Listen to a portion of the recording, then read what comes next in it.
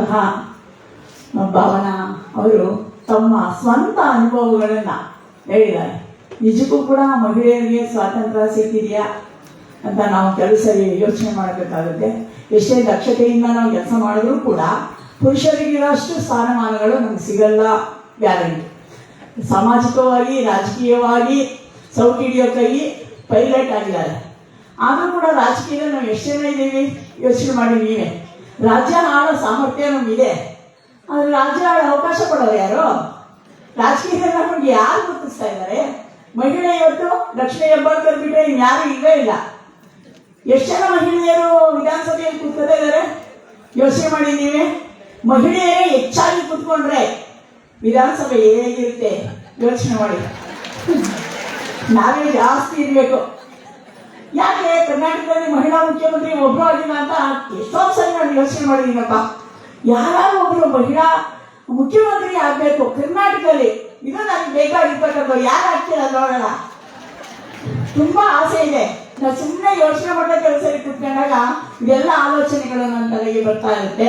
ಎಲ್ಲ ರಂಗದಲ್ಲೂ ಮುಂದೆವಾಗಿದ್ದೀವಿ, ಆರ್ಥಿಕವಾಗಿ ನಾವು ಸಬಲರಾಗಿದ್ದೀವಿ. ಆದರೂ ಕೂಡ ನಾವು ಮುಖ್ಯಮಂತ್ರಿಗಳು ಅಥವಾ ಬೇರೆ ಯಾವುದೇ ಮಂತ್ರಿಗಳು ನಾವು ಆಗಿಲ್ಲ. ವಿಧಾನಸೌಧದಲ್ಲಿ ಪುರುಷರ ಸಂಖ್ಯೆನೇ ಜಾಸ್ತಿ ಇದೆ, ಅದನ್ನು ಬದಲಾಗಬೇಕು ಅಂತ ನಾನು ಇಷ್ಟಪಡ್ತೀನಿ. ಆಗ ದೇಶದಲ್ಲಿ ಭ್ರಷ್ಟಾಚಾರ ಕಡಿಮೆ ಆಗ್ಬೋದು, ಎಲ್ಲ ರೀತಿಯ ಸಾಮಾಜಿಕ ಸೇವಾ ಕಾರ್ಯಗಳು ಆಗಿ ಕರ್ನಾಟಕ ಖಂಡಿತವಾಗಿ ಮಹಿಳೆಯಿಂದ ಅಭಿವೃದ್ಧಿಯನ್ನು ಹೊಂದಿ ಖಂಡಿತ ಒಳ್ಳೆಯ ಒಂದು ರಾಜ್ಯ ಆಗೋದ್ರಲ್ಲಿ ಸಂದೇಹವೇ ಇಲ್ಲ. ಮಹಿಳೆಯರ ಕೈಗೆ ಚುಕ್ಕಾಣಿ ಕೊಡ್ಬೇಕಷ್ಟೇ. ರಾಜಕೀಯದಲ್ಲಿ ಇವೆಲ್ಲ ಗೆಲ್ಸ್ಬಿಡಿ. ಕದಳಿ ಮಹಿಳಾ ವೇದಿಕೆಯ ವತಿಯಿಂದ ಶೋಭಾ ಜಯಪ್ರಕಾಶ್ ಅವರು ಆತ್ಮೀಯವಾಗಿ ಕರೆದು ನನಗೂ ಕೂಡ ಸನ್ಮಾನವನ್ನು ಮಾಡಿದ್ದಾರೆ. ಖಂಡಿತ ಕದಳಿ ಮಹಿಳಾ ವೇದಿಕೆ ಶೋಭಾ ಜಯಪ್ರಕಾಶ್ ಅವರಿಗೆ ನಾನು ಚಿರಋಣಿಯಾಗಿದ್ದೀನಿ. ಏನು ಮಾತಾಡೋದು ಎಲ್ಲರೂ ಮಾತಾಡಿ ಮುಗಿಸ್ಬಿಟ್ಟಿದ್ದಾರೆ. ನಾನು ಜಾನಪದದಲ್ಲಿ ಹೆಣ್ಮಕ್ಳಿಗೆ ಏನು ಹೇಳ್ತಾರೆ, ಹೆಣ್ಣೊಂದ ಕೊಡು ಶಿವನೇ, ಅನ್ನಿಗರ ಮಗನು ನನ್ನ ಮನೆಗೆ ಬರುವಂತ ಹೆಣ್ಣೊಂದ ಕೊಡು ಶಿವನೇ. ಹೆಣ್ಣುಟ್ಟಿದ ತಾನೇ ಪುರುಷನ ಮನೆಗೆ ಬರೋದು ಅಳಿಯ ಅಂತ. ಹಾಗೆ ಜಾನಪದ ಶ್ರೀ ಹೇಳ್ತಾಳೆ, ಹೆಣ್ಣಿದ್ದ ಮನೆಯಾಗೆ ಕನ್ನಡಿ ಯಾಕಂತೆ, ಹೆಣ್ಣು ಸಣ್ಣವಳು ಒಳವರೆಗ ಓಡಾಡಿದರೆ ಮನೆ ಕನ್ನಡಿಯಂಗೆ ಹೊಳೆಯುವುದಂತೆ. ಹೆಣ್ಮಕ್ಳಿಗೆ ಸೀರೆ ಉಟ್ಕೊಂಡು ಲಕ ಅಂತ ಎಷ್ಟು ಚೆನ್ನಾಗಿ ಕಾಣ್ತಿದ್ದೀರ ನಾರಿಮಣಿಗಳು. ಆದ್ರೆ ಪುರುಷರಿಗೆ ಏನು ಬರೀ ಒಂದು ಪ್ಯಾಂಟ್ ಶರ್ಟ್ ಹಾಕೊಂಡು ಏನು ಶೋಭೆನೇ ಇರಲ್ಲಪ್ಪ. ಮನೇಲೂ ಅಷ್ಟೇ ಹೆಣ್ಮಕ್ಳೇ ಚಂದ. ಹೆಣ್ಮಕ್ಳು ಓಡಾಡ್ತಿದ್ರೆ ಗೆಜ್ಜೆಯ ಶಬ್ದವನ್ನ, ಬಳೆಗಳ ಶಬ್ದವನ್ನ ಹಾಕೊಂಡು ಹೆಣ್ಮಕ್ಳು ಓಡಾಡ್ತಾ ಇದ್ರೆ ಎಷ್ಟು ಚೆನ್ನಾಗಿರುತ್ತೆ ಅಲ್ವಾ? ಅಂತ ಹೆಣ್ಮಕ್ಳು ನಾವು ಆಗಿದ್ದೀವಿ. ನಮ್ಮ ದಿನಾಚರಣೆಯನ್ನ ಪುರುಷರು ಆಚರಿಸ್ಬೇಕು, ಆದ್ರೆ ನಮ್ಮ ದಿನಾಚರಣೆ ನಾವೇ ಆಚರಿಸ್ಕೊತಾ ಇದ್ದೀವಿ. ನಾವೇ ಕಟ್ಕೊಳ್ಳೋಣ ಬಿಡಿ. ಯಾರು ಕಟ್ಟೋರಿಗಾದ್ರೆ ನಾವೇ ಕಟ್ಕೊಳ್ಳೋಣ, ನಾವೇ ಮುಂದೆ ಬರೋಣ. ನಾವೇ ಎಲ್ಲಾ ರಂಗದಲ್ಲೂ ಕೂಡ. ಈಗ ಭಾವನಾ ಬಂದಿದ್ದಾರಲ್ಲ, ಅವರು ಸಬ್ ಇನ್ಸ್ಪೆಕ್ಟರ್ ಆಗಿದ್ರು, ಡಾಕ್ಟರ್ ಆಗಿದ್ರು, ಈಗ KS ಅಧಿಕಾರಿ ಆಗಿದ್ದಾರೆ. ನಿರ್ಮಲಾ ಪಟಪತಿ ಅವರು ಗಂಡಾಳಿದ್ದಾಗೆಲ್ಲ ನಾನು ನೋಡ್ತಾನೆ ಇದ್ದೀನಿ. ಅವರು ಏನೆಲ್ಲ ಸಾಧನೆ ಮಾಡಿದ್ದಾರೆ. ಆದ್ರೆ ಪುರುಷರಾಗಿದ್ರೆ ದಿನ ಪೇಪರ್ ಹೆಸರು ಬಂದ್ಬಿಡೋದು. ಅದು ಮಹಿಳೆಯ ಹೆಸರೇ ಹಾಕಲ್ಲ ಈ ಪುರುಷರು.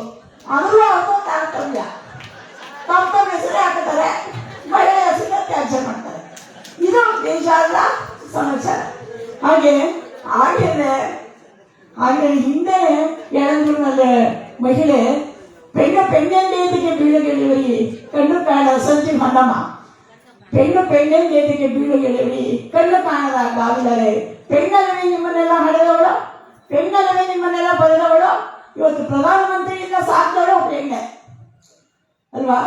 ರಾಷ್ಟ್ರಪತಿ ಮುರ್ಮಾ ಇದ್ದಾರೆ, ಅವಳು ಒಬ್ಬಳು ಹೆಣ್ಣೆ. ಭಾರತದ ಪ್ರಥಮ ಪ್ರಜೆ, ಹೆಮ್ಮೆ ಪಡ್ಬೇಕು ನಾವೆಲ್ಲ. ಭಾರತದಲ್ಲಿ ಪ್ರಥಮ ಪ್ರಜೆ, ಭಾರತ ಪ್ರಥಮ ಪ್ರಜೆ ಅಂದ್ರೆ ದ್ರೌಪದಿ ಮುರ್ಮಾ ಇದ್ದಾರೆ. ನಮಗೆ ತುಂಬಾ ಹೆಮ್ಮೆ ಅನ್ಸುತ್ತೆ. ಪ್ರತಿಯೊಬ್ಬ ಪುರುಷನ ಹಿಂದೆ ತಾಯಿಯಾಗಿ, ಅಕ್ಕನಾಗಿ, ತಾಯಿಯಾಗಿ, ಹೆಂಡತಿಯಾಗಿ ಅವರ ಶ್ರೇಯೋಭಿವೃದ್ಧಿಗೆ, ಅವರ ಅಭಿವೃದ್ಧಿಗೆ ನಮ್ಮ ಅಂದ್ರೆ ಮಹಿಳೆಯರ ತ್ಯಾಗ, ಸಹನೆ, ತಾಳ್ಮೆ ಇದು ಸಹಕಾರಿಯಾಗಿ ಅವ್ರನ್ನ ಮುಂದೆ ತರೋದಕ್ಕೆ ಪ್ರಯತ್ನ ಪಡ್ತೀವಿ. ನಾವು ತ್ಯಾಗ ಮಾಡಿಬಿಟ್ಟು ಮನೇಲಿರ್ತೀವಿ. ಇಂತಹ ಮಹಿಳೆಯರು ನಾವೆಲ್ಲ ಆಗಿದ್ದೀವಿ. ನಮಗೆ ನಾವೇ ಹೆಮ್ಮೆ ಅಂದ್ಕೊಂಡು ಎಲ್ಲ ಮಹಿಳೆಯರು ಇವತ್ತು ನನ್ನ ಗೆಳತಿಯರೆಲ್ಲ ಬಂದಿದ್ದೀರಾ. ನಿಮ್ಗೆಲ್ಲರಿಗೂ ಕೂಡ ಶುಭವಾಗಲಿ ಅಂತ ಹಾರೈಸ್ತಾ ನನಗೆ ಸನ್ಮಾನ ಮಾಡಿದ ಕದಳಿ ಮಹಿಳಾ ವೇದಿಕೆಗೆ ಧನ್ಯವಾದಗಳನ್ನು ಅರ್ಪಿಸ್ತಾ ಇದ್ದೇನೆ. ಜೈ ಹಿಂದ್, ಜೈ ಕರ್ನಾಟಕ ಮಾತು. ಶ್ರೀಮತಿ ಮಂಗಳಾ ಮಧುಮತಪ್ಪನವರಿಗೆ ಧನ್ಯವಾದಗಳು. ಈಗ ಡಾಕ್ಟರ್ ಭಾವನಾ ಗಜೇಂದ್ರ ಅವರು ಕಾರ್ಯನಿಮಿತ್ತದಿಂದ ಹೊರಡ್ತಾ ಇದ್ದಾರೆ. ಅವರಿಗೆ ನಮ್ಮ ಕದಳಿ ಮಹಿಳಾ ವೇದಿಕೆಯಿಂದ ಅನಂತ ವಂದನೆಗಳನ್ನ ತಿಳಿಸ್ತಾ ಇದ್ದೇನೆ.